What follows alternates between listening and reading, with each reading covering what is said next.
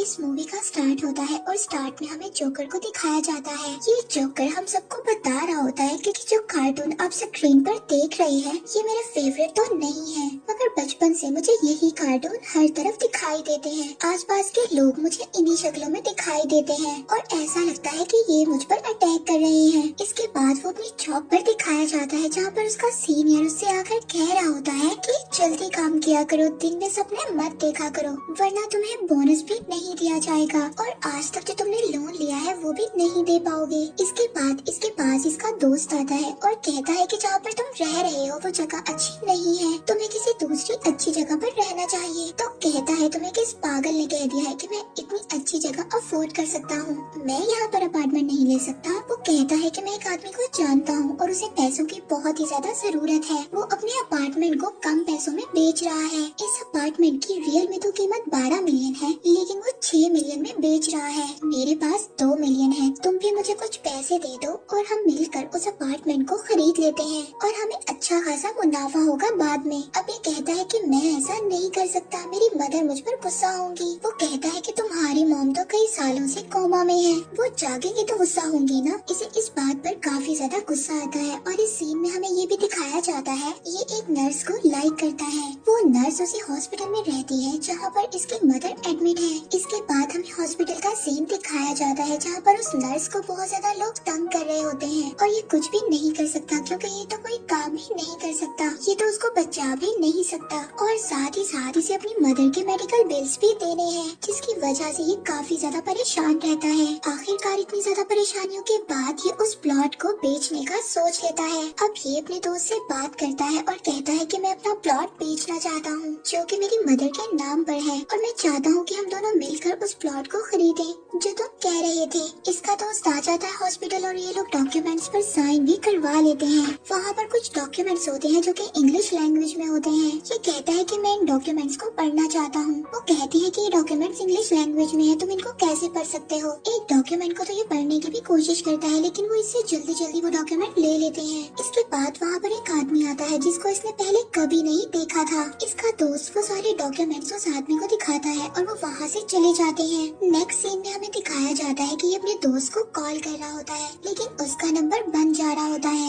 ये काफी ज्यादा परेशान हो जाता है कि कहीं कुछ मेरे साथ गलती ना हो जाए। नेक्स्ट डे जब ये हॉस्पिटल होता है तो वहाँ पर इसके पास एक कॉल आती है जहाँ पर एक आदमी कह रहा होता है कि मैं करने के लिए कुछ भी करूँगा, प्लीज मुझे छोड़ दो, मुझे माफ कर दो। अब ये नेक्स्ट डे बहुत ज्यादा परेशान हो जाता है और उसी ऑफिस में जाता है जहाँ पर प्रॉपर्टी डीलिंग का उसका दोस्त काम करता था। अब वहाँ पर जो मैनेजर होता है वो इसको बताता है कि आपके दोस्त को तो हमने काफी टाइम पहले जॉब से निकाल दिया था क्योंकि वो हमारे क्लाइंट के पैसे लेकर भाग गया था। तभी इसके पास एक अननोन नंबर से कॉल आती है। ये वही आदमी था जिसको डॉक्यूमेंट्स इसके दोस्त ने पकड़ाए थे। अब वो इसको एक सीक्रेट प्लेस पर ले जाता है जहाँ पर एक आदमी इसको बताता है कि आप पर बहुत ज्यादा लोन चढ़ गया है। अगर 30 साल भी लगातार आप 4 जॉब्स करते हैं तब भी आप इन पैसों को चुका नहीं सकते और साथ ही साथ इन पैसों को चुकाना आपके लिए इतना ज्यादा मुश्किल होगा कि आप अपनी मदर के बिल्स भी नहीं दे पाएंगे। एक्चुअली ये सारा कर्जा इसके दोस्त पर था मगर इसके दोस्त ने धोखे से ऐसे डॉक्यूमेंट्स पर साइन करवा लिए थे जिस पर ये लिखा हुआ था कि अगर वो ये कर्जा नहीं दे पाता तो बाकी का कर्जा ये अदा करेगा। अब वो आदमी से कहता है कि आपका दोस्त तो ये कर्जा अदा नहीं कर सकता तो आपको ही ये सारा कर्जा देना होगा जिसे देने के लिए तुम्हें 30 साल तक मेहनत करना पड़ेगी। इसके बाद वो इससे कहता है कि सच बताऊं तुम काफी ज्यादा लकी हो, मुझे जेलसी हो रही है। वो कहता है कि तुम बिल्कुल ठीक टाइम पर हो, एक डेस्टिनी शिप रेडी है। डेस्टिनी का मतलब होता है किस्मत और वो बताता है कि यहाँ पर तुम अपनी लक को आजमा सकते हो। वो ऐसे कि तुम इस शिप में जाकर गेम को खेलो, अगर तुम गेम जीत जाते हो तो तुम्हारा सारा का सारा कर्जा माफ हो जाएगा। इसके बाद वो इसको 1 मिनट का सोचने का टाइम देता है और कहता है कि तुम सोच लो, या तो तुम गेम खेलोगे और सारा कर्जा माफ करवा लोगे या फिर 30 साल तक मेहनत करोगे कर्जे को अदा करने के लिए।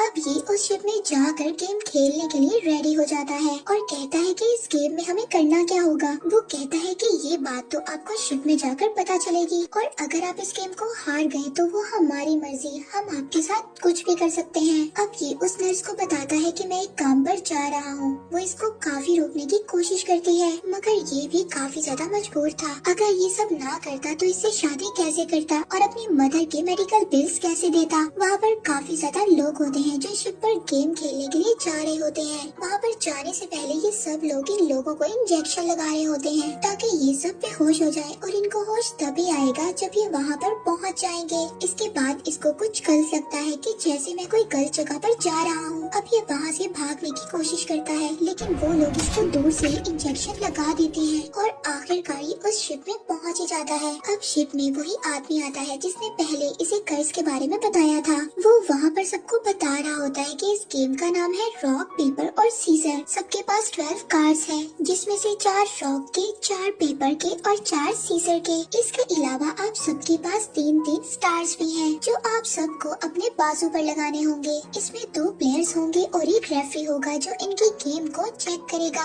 अब इस गेम को समझने के लिए कुछ रूल्स आपको भी पता होने चाहिए। वो ये है कि जिसके पास सीजर होगा उसका कार्ड पेपर वाले पर भारी होगा क्योंकि सीजर पेपर को काट सकती है। और इसी तरह सेकंड कंडीशन में आप लोगों को समझना होगा कि जिसके पास सीजर है और दूसरे के पास रॉक है तो रॉक पर सीजर वाले पर भारी पड़ेगा। तो यहाँ पर रॉक वाला जीतेगा क्योंकि रॉक तो सीजर को भी तोड़ सकती है। और अब चले इसकी थर्ड और लास्ट कंडीशन भी समझ लेते हैं। वो ये है कि अगर एक के पास हो पेपर और दूसरे के पास हो रॉक तो कौन जीतेगा। इसमें पेपर वाला जीत जाएगा क्योंकि पेपर तो रॉक को भी रैप कर देता है। जो जीतेगा उसको एक स्टार मिल जाएगा और साथ ही उसका कार्ड डिपॉजिट कर लिया जाएगा वहाँ पर पड़े बॉक्स में। अब ये आदमी इनको ये भी बताता है कि अगर आप लोगों को लास्ट में जीतना है तो आप लोगों के पास 3 स्टार्स होने चाहिए और साथ ही साथ आपके सारे कार्ड डिपॉजिट्स भी हो चुके हों जिसमें सारे कार्ड्स खेल लिए हों। इसके बाद ही आप यहाँ से जिंदा बचकर निकल सकते हैं, अदरवाइज आपके साथ कुछ ऐसा होगा कि आप सोच भी नहीं सकते।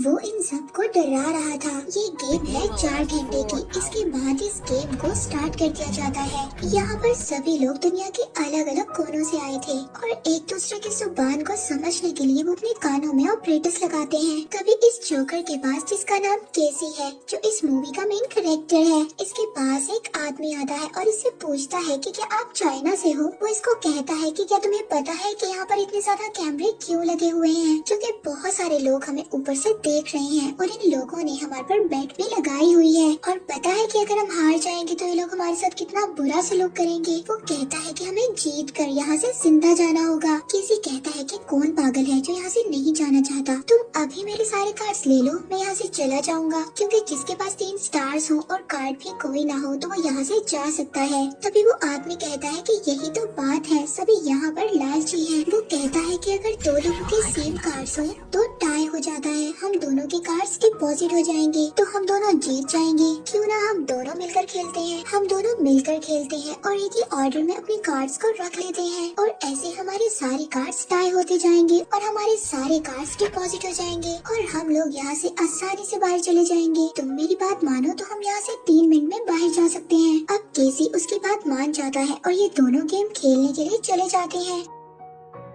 स्टार्ट में तो केसी जो कार्ड रखता है वो ही कार्ड वो आदमी रखता है और जब लास्ट कार्ड आता है तो केसी कुछ और रखता है और वो आदमी कुछ और रखता है और वो आदमी जीत जाता है। इस तरह से वो केसी का एक स्टार वो बंदा ले लेता है क्योंकि हारने वाले का स्टार जीतने वाले को दे दिया जाता है। वो केसी से कहता है कि यार मुझसे गलती हो गई, मैंने कार्ड्स की अलग अरेंजमेंट रख दी थी, लेकिन अब जब हम खेलेंगे ना तो तुम सीजर रख देना और मैं पेपर रख दूंगा और इस तरह से तुम जीत जाओगे और ये तुम्हारा स्टार तुम्हें वापस मिल जाएगा। अब केसी दोबारा से इसकी बातों में आ जाता है और ये दोनों दोबारा से गेम खेलना शुरू कर देते हैं और एंड पे उसके कहने के मुताबिक ये सीजर ही रखता है और उस आदमी ने तो पेपर रखना था लेकिन वो रख देता है रॉक और वो दोबारा से जीत जाता है और केसी का दूसरा स्टार भी उसको दे दिया जाता है। यानी कि उस आदमी ने फिर से केसी को धोखा दे दिया था। केसी कहता है कि ये चीटर है लेकिन कोई भी आदमी उसकी बात नहीं सुनता। वो कहता है कि तुम्हें पता नहीं है कि जिस आदमी ने रूल रूल्स बताए थे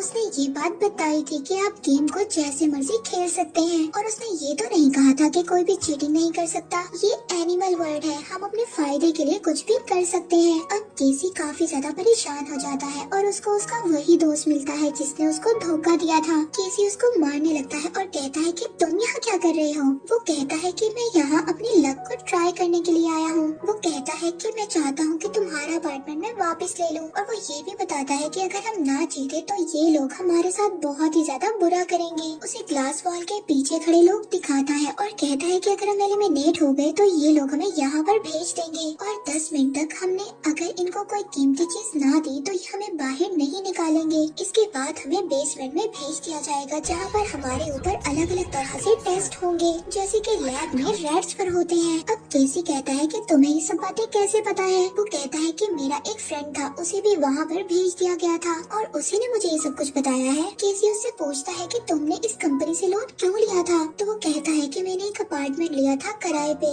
जिस पर रोज ही इंटरेस्ट इकट्ठा होता रहता था और रेंट भी मेरे ऊपर इतना ज्यादा कर्जा बन गया। अब केसी उसको कहता है कि 4 घंटे की गेम है और 2 घंटे रह गए हैं, हमें कुछ ना कुछ तो करना होगा, हमें यहाँ से जिंदा निकलना होगा। हम दोनों के पास ही एक एक स्टार रह गया है। अब हम दोनों को ऐसा आदमी ढूंढना होगा जिसके पास 2 स्टार्स हों और कार्ड्स कोई भी ना हो। हम उस आदमी को कार्ड्स दे देंगे और उससे स्टार ले लेंगे। उसका दोस्त कहता है कि हाँ एक ऐसा आदमी है और मैं उसको जानता हूँ। अब ये लोग जाकर उससे बात करते हैं। वो पहले तो बात नहीं मानता, लेकिन बाद में ये लोग उसको समझाते हैं कि हमसे कार्ड ले लो, फारिग बैठने से तो अच्छा है कि तुम कुछ ना कुछ खेल लोगे और बेसमेंट में तो नहीं जाओगे ना। अब ये आदमी इनकी बात मान जाता है, लेकिन वो आदमी काफी ज्यादा धोखेबाज था। वो इनके कार्ड्स को चुरा लेता है और दूसरे आदमी के साथ जाकर गेम को स्टार्ट कर देता है, और तो वो इस गेम में इनका कार्ड भी हार जाता है और अपना एक स्टार भी दूसरे आदमी को देना पड़ जाता है। अब ये लोग उस आदमी को काफी ज्यादा मारते हैं और उसे कहते हैं कि तुमने ऐसा क्यों किया।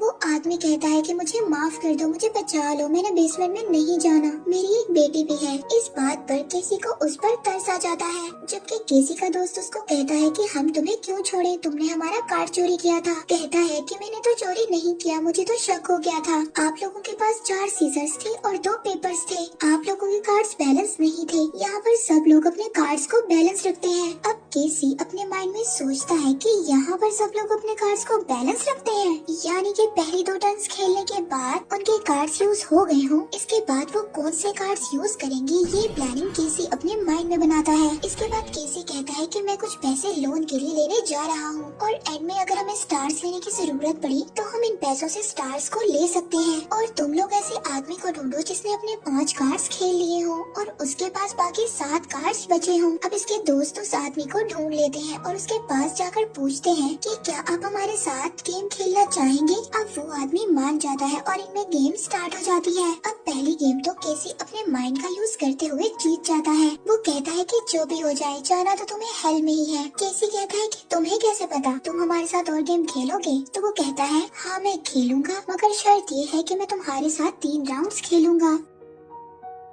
अब ये लोग दोबारा गेम खेलते हैं। पहले राउंड में केसी गेम हार जाता है तो उसके दोस्त उसको मना करते हैं और कहते हैं कि अगले 2 राउंड्स मत खेलो, मगर केसी कहता है कि उसे तो ऐसा लग रहा है कि मैंने अपने कार्ड्स बैलेंस किए हुए हैं, जबकि मेरे कार्ड्स बैलेंस नहीं है। अब केसी दोबारा से अपने माइंड को यूज करता है और उससे 2 राउंड्स जीत जाता है। अब वहाँ पर वो आदमी आ जाता है जो इन सबको रूल्स एक्सप्लेन करता है और वो आकर कहता है कि शायद आप लोगों को मेरे रूल्स की समझ नहीं आई थी। मैंने कहा था कि यहाँ से वही आदमी बाहर जा सकता है जिसके पास 3 स्टार्स हो और 12 कार्ड्स हो और उन्होंने खेल लिए हो। फिर वो एक आदमी को उठाता है और बताता है कि इस आदमी ने अपने 3 कार्ड्स को फ्लैश आउट कर दिया था टॉयलेट में। शायद आप लोगों को ये लगता है कि हम आप लोगों को देख नहीं रहे। वो उस आदमी को गन से शूट कर देता है और कहता है कि हर उस आदमी की यही सजा होगी जो हमें चीट करने की कोशिश करेगा। अब ये तीनों लोग यहाँ पर काफी ज्यादा परेशान हो जाते हैं कि ये तो लोगों को मार भी सकते हैं और सोचने लगते हैं कि एंड पे हमारे पास कौन से कार्ड्स होने चाहिए जो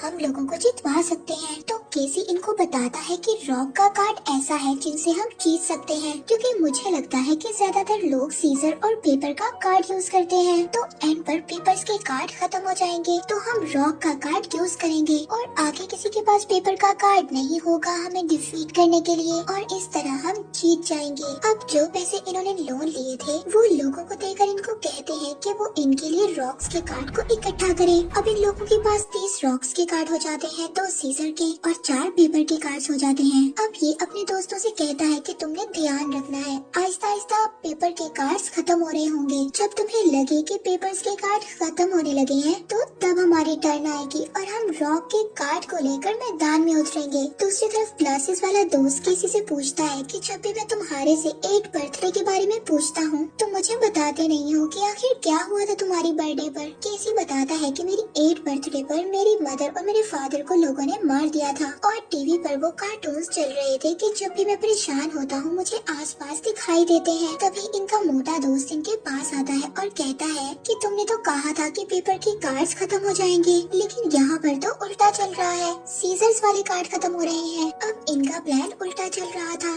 केसी कहता है कि मेरे ख्याल से तो पेपर के कार्ड खत्म होने चाहिए थे, तो वो कहता है कि इसका मतलब कोई और भी है जिसको ये बात पता चल गई है कि हम लोग रॉक के कार्ड को स्टॉक कर रहे हैं। वो लोग अब हमारे लिए पेपर को स्टॉक कर रहे हैं। अब ये लोग डर जाते हैं कि हमारे पास तो रॉक वाले कार्ड्स हैं और सीजर वाले कार्ड्स खत्म हो रहे हैं, यानी कि अब सबके पास पेपर वाले कार्ड्स हैं, तो पेपर तो रॉक पर भारी पड़ता है, यानी कि अगर हम रॉक का यूज करेंगे तो पेपर इसको हरा देगा। इसके बाद इनके पास वो आदमी आता है जिसने असल में पेपर के कार्ड्स को खरीद लिया है। ये लोग उसके साथ डील करते हैं और कहते हैं कि हम तुम्हारे साथ गेम खेलेंगे, तुम हमें 3 स्टार्स दे दोगे। वो कहता है कि मैं तुम्हें ये स्टार्स क्यों दूं, बाद में इन स्टार्स की कीमत बहुत ज्यादा बढ़ जाएगी। वो इनकी बात नहीं मानता।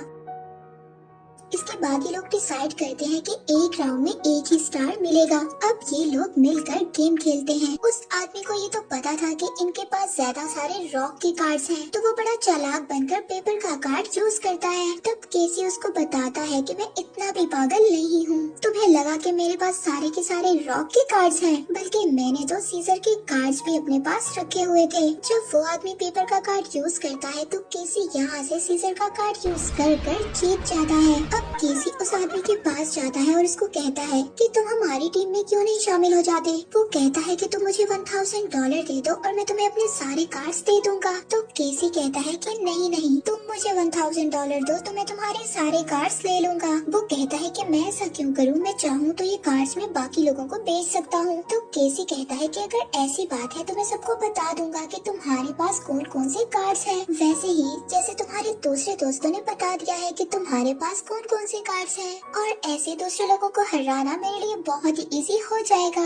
अब ये आदमी ब्लैकमेल हो जाता है, किसी को पैसे भी दे देता है और अपने कार्ड्स भी दे देता है। वो किसी को सारे पेपर वाले कार्ड्स दे देता है। अब किसी के पास रॉक्स के कार्ड्स भी थे जो इन्होंने पहले जमा किए थे और पेपर के कार्ड्स भी थे। तभी इनके पास वो आदमी आता है जिसने केसी को पहले चीट किया था। वो कहता है कि इंटरेस्टिंग, पहले तुम रॉक को जोड़ रहे थे, अब तुम पेपर को जोड़ रहे हो, मगर एक बात बताओ, इन कार्ड्स को जोड़ने का कोई भी फायदा नहीं है। पहले भी कई सारे लोगों ने ऐसा किया था मगर वो जीत नहीं पाए और एंड में उन्हें जेल में जाना पड़ा। वो केसी से कहता है कि तुम मुझे 5 कार्ड्स दे दो, मैं तुम्हें 1 स्टार दे दूंगा और एंड में तुम ये स्टार यूज कर सकते हो खुद को बचाने के लिए। अब केसी उसकी बात नहीं मानता। वो उसको कहता है कि तुम्हें पता है अगर तुम हार गए तो तुम्हारे साथ क्या होगा। ये लोग इंसानों पर जेनेटिक एक्सपेरिमेंट करते हैं। अगर तुम्हारे पास ये स्टार ना हुआ खुद को बचाने के लिए तो तुम क्या करोगे। और वो इतना ज्यादा डरावना होता है कि इससे अच्छा तो बंदा मर ही जाए। फिर भी केसी उसका स्टार नहीं लेता। अब उनके पास रॉक भी थे, पेपर भी थे और सीजर भी थी।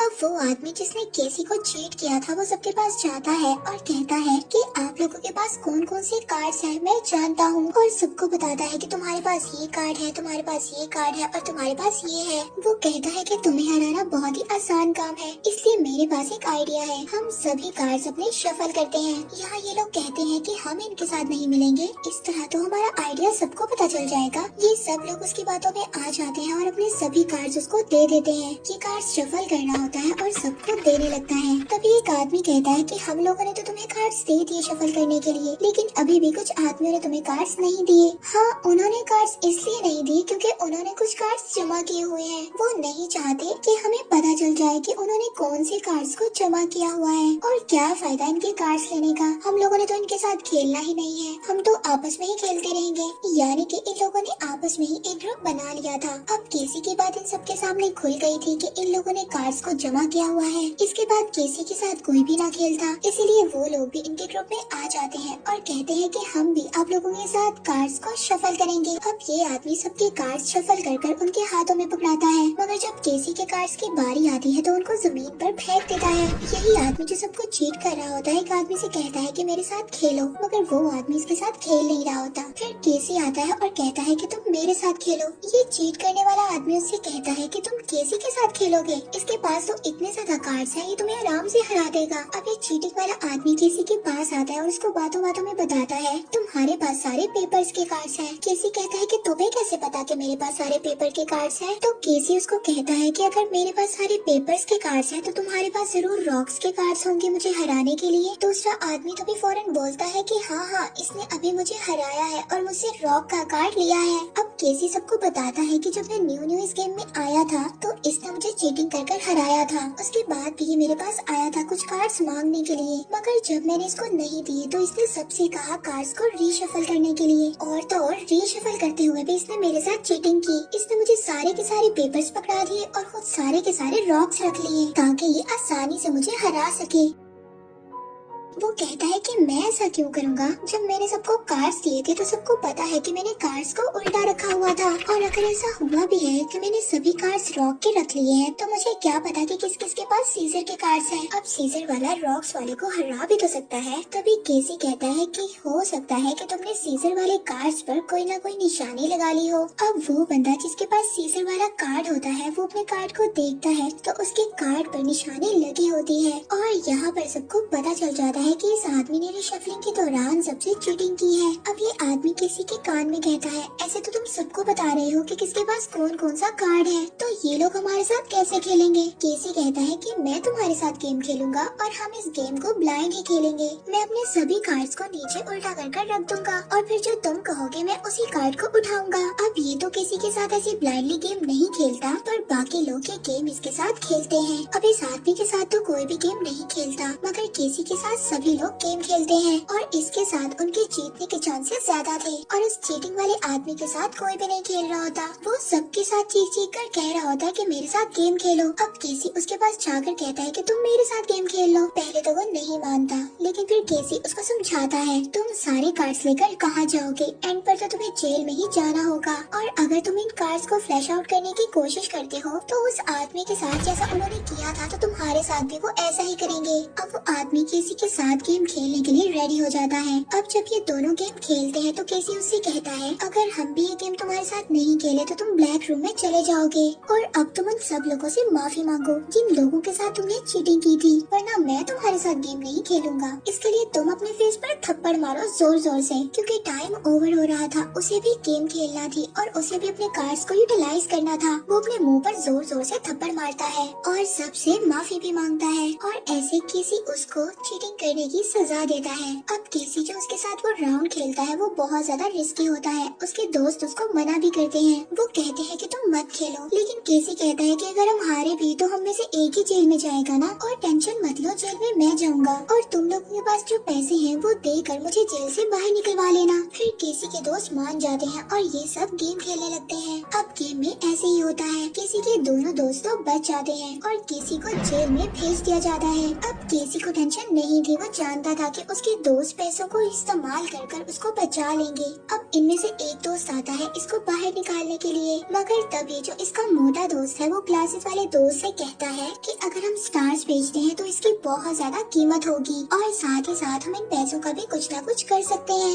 यानी कि वो दूसरे दोस्त को लालच दे रहा था। केसी जो जेल में होता है वो उनको कहता है कि मेरी बात सुनो, मुझे बचाओ। वो कहता है कि मैंने तुम लोगों के लिए क्या कुछ नहीं किया और अब तुम लोग मुझे धोखा दे रहे हो। अब उन दोनों दोस्तों को लालच आ जाता है और वो उसको जेल में छोड़कर चले जाते हैं। अब वहाँ पर किसी के पास एक और आदमी होता है जिसको रिहा करवाने के लिए दो लोग आते हैं। अब उस आदमी की कमर पर काफी ज्यादा बैंडेज लगे हुए थे। वो जब बाहर जाता है तो उसके दोस्त पूछते हैं कि तुम्हारे बैंडेज कहाँ है। मूवी में इंटरेस्टिंग सीन तो तब आता है जब उनको पता चलता है कि वो बैंडेज केसी ने ले लिया है और उन बैंडेजेस में बहुत ज्यादा हीरे थे। अब इसके दोस्त उस आदमी से कहते हैं कि हमें उस आदमी को भी रिहा करवाना होगा, क्योंकि केसी के पास वो हीरे थे। जाते हुए केसी को एक बूढ़ा आदमी कहता है कि मेरा बेटा बाहर होता है, तुम उसको कॉल करना और उससे कहना कि बहुत महंगी महंगी दवाइयाँ अपने लिए खरीदे और खुद को ठीक कर ले। इसके बाद केसी बाहर आ जाता है और अपने दोस्त नुमा दुश्मनों से पैसे ले लेता है जो कि इसने अपनी मेहनत से लिए थे। इसके बाद वो इनका इस्तेमाल अपने लिए नहीं करता बल्कि उस बूढ़े आदमी को रिहा करवा देता है जिसका बेटा बहुत ज्यादा बीमार था और उससे कहता है कि बचपन में मेरे माँ बाप भी मुझसे बिछड़ गए थे और मैं तुम्हारे बेटे की तकलीफ समझ सकता हूँ, उसे दवाइयों की नहीं तुम्हारी जरूरत है। इसके बाद केसी अपनी इंटेलिजेंसी के साथ उस डेस्टिनी शिप से बाहर आ जाता है और उसका वो कर्जा भी माफ हो जाता है और इसी के साथ ही मूवी यहीं पर एंड हो जाती है।